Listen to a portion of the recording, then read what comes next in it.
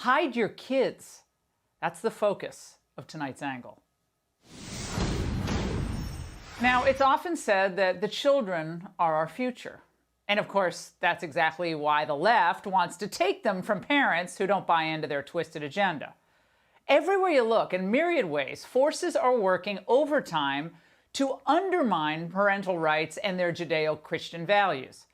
From teachers' unions to gender activists to Biden's vaccine pushers, we're seeing a concerted effort, backed by some of the biggest financial interests out there, to indoctrinate our children into a dark mindset of anti-Americanism. Now, this new normal requires the undermining of American history. It involves teaching concepts directly at odds with the ideal of the nuclear family.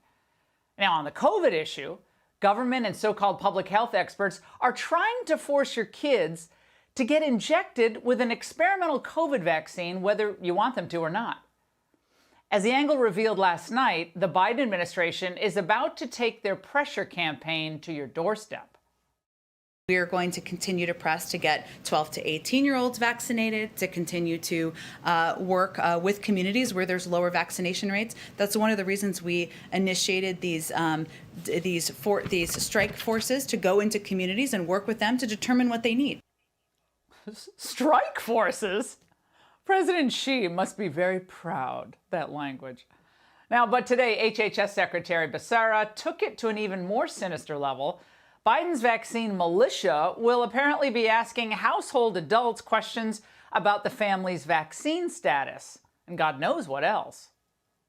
Perhaps we should point out that the federal government has had to spend trillions of dollars to try to keep Americans alive during this pandemic. So it is absolutely the government's business. It is taxpayers' business if we have to continue to spend money to try to keep people from contracting COVID and helping reopen the economy. Knocking on a door has never been against the law.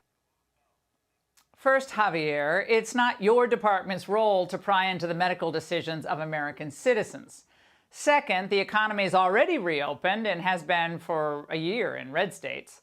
Third, we trust parents, not the bureaucrats who've misled us consistently, to make important family health decisions. Now, Republican officials are already pushing back, and this is great. Missouri's Governor Mike Parson politely told the feds to take their vaccine evangelization elsewhere.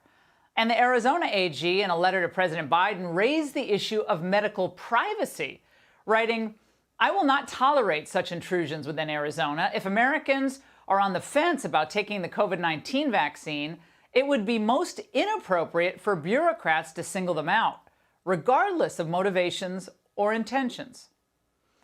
Now, the White House is claiming that it's not going to keep vaccination data, a database, and that all door knockers are just going to be volunteers, so don't worry about it. But given their raw obsession with vaccinating kids who rarely get ill from COVID, no wonder few trust them. Now, things are so bad in my old home state of Connecticut that parents there are suing to enjoin a new law that requires kindergartners to be vaccinated even if it violates parents' religious beliefs. But when it comes to directly violating parental rights, D.C. takes the cake. Now, in a story we brought you last night, new legislation there allows children as young as 11 years old to get any vaccine, including COVID-19's, without parental consent. The attorney representing the father who's suing D.C. in federal court over this appeared on the Ingram Angle last night. The law actually requires the doctor, the school, the health insurance company, and the health department to all actively conceal from the parent that the child has received the vaccine. This law is not only encouraging lying, it actually mandates by law an elaborate scheme of lying to their own parent. Unbelievable. Now, it's not just Connecticut and D.C. subverting parental rights. Alabama allows 14-year-olds to get the vaccine without parental consent. Oregon allows 15-year-olds to get it. And in Rhode Island and South Carolina, you can get it at 16. Now, this is just unacceptable. None of these states allow tattoos for those under the age of 18 without parental permission, but they're allowing minors to get an experimental drug? A brand new study out of England revealing tonight that children are even more resilient to COVID than we actually thought. Some 99.995% of the 469,982 children in England who were infected during the year examined by researchers survived. But that doesn't matter to the left. And it's not going to stop their anti-parental trends, which are perhaps most pernicious in our schools. Now, if kids aren't being bombarded by nonstop hectoring on race and white privilege, they're being forced to read sexually explicit books with little to no literary value. Chicago takes things a step further from reading assignments focused on sex to actually encouraging students to have sex. Free condoms for fifth graders, isn't that nifty? Forget that this also means encouraging fifth graders to violate Illinois law that prohibits sex with minors. No big deal there. But parents, I gotta say, don't worry, because the experts say that condoms in elementary schools will stop the bad stuff from happening. Now, left-wing educrats who relish pushing the sexual envelope and redefining gender have zero respect for parental boundaries. Conversations that are best left between parents and their children are being short-circuited in states like California and New York. And by the way, remember, one of New York's fanciest schools is teaching first graders about masturbation.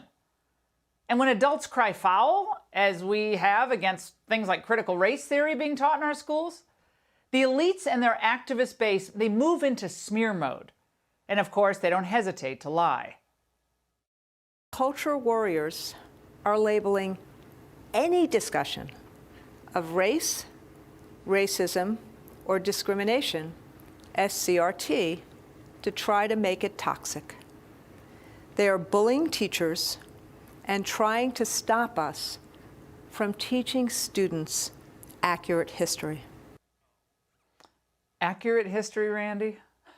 Topping the list of suggested reading for teachers and high school students is, of course, the book How to Be an Anti-Racist by Ibram Kendi. It's filled with historical inaccuracies and totalitarian policy ideas. Remember, Ibram writes that capitalism is essentially racist, and racism is essentially capitalist. Oh, how clever. I guess that means everyone who works then is racist. Kids, that means your parents then are part of the problem. And they immediately, those parents of yours need to begin their never-ending re-education in anti-racism. And if you even raise the slightest doubt about white privilege or this concept of systemic racism, Democrat state media, they will defame you.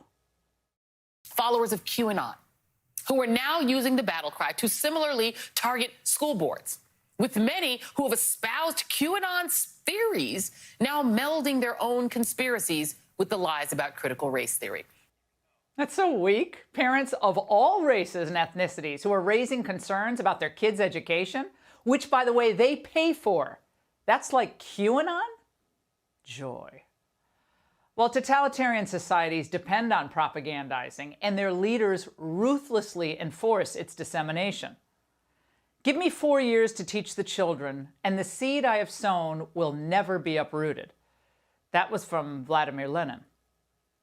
We can't afford to give our would-be cultural totalitarians 4 more weeks with our kids, let alone 4 more years. And that's the angle.